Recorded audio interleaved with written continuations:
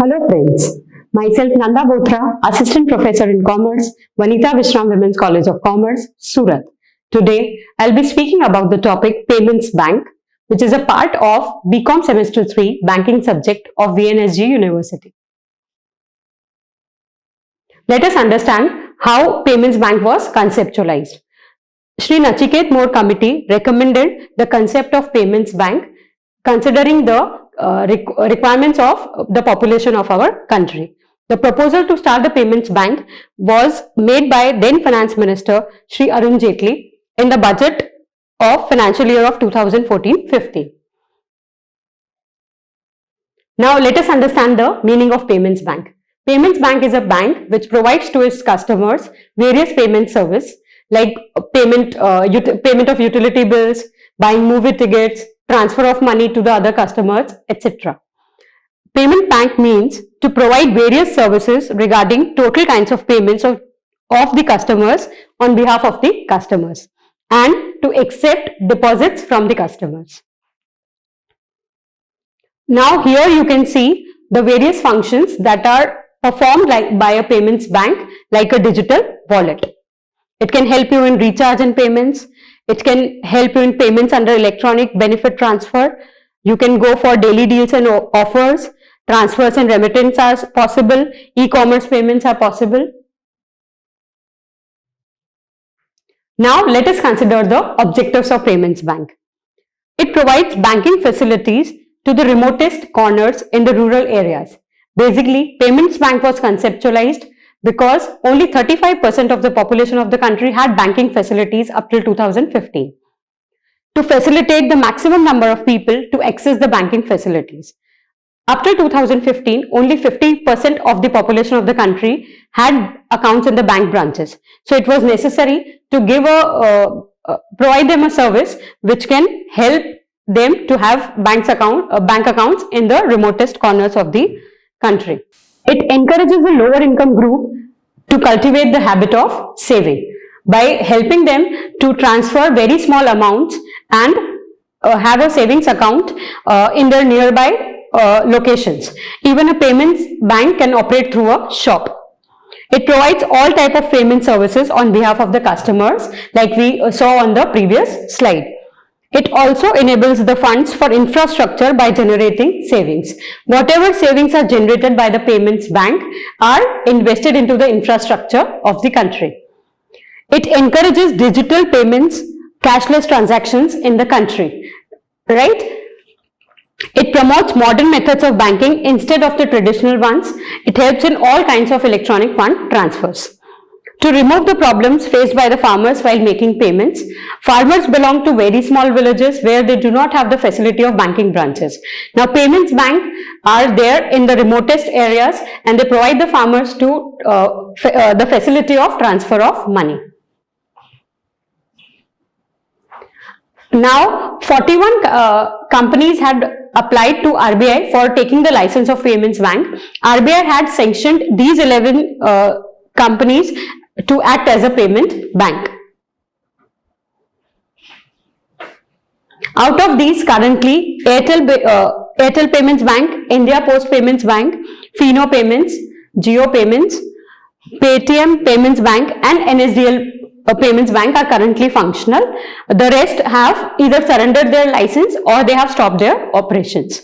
Airtel Payments Bank was the first bank to start its operation in 2017. Now, these are the characteristics of a payments bank. Firstly, it is not a complete bank because it only accepts the deposits and provides the payment services. It does not extend any kind of loans or it does not provide any credit card facilities.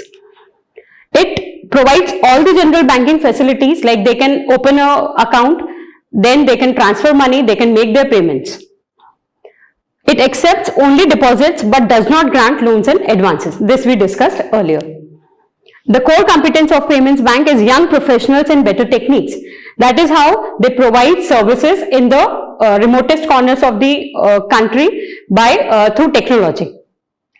The business model of Payments Bank is very simple. It can easily be operated through even shops or like IT centers in the country.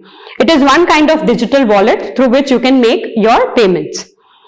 The commission received for services rendered would be considered as the income of payments bank, and the payment banks will also have to maintain CRR as maintained by the other scheduled banks, and it has to deposit it to RBI time to time.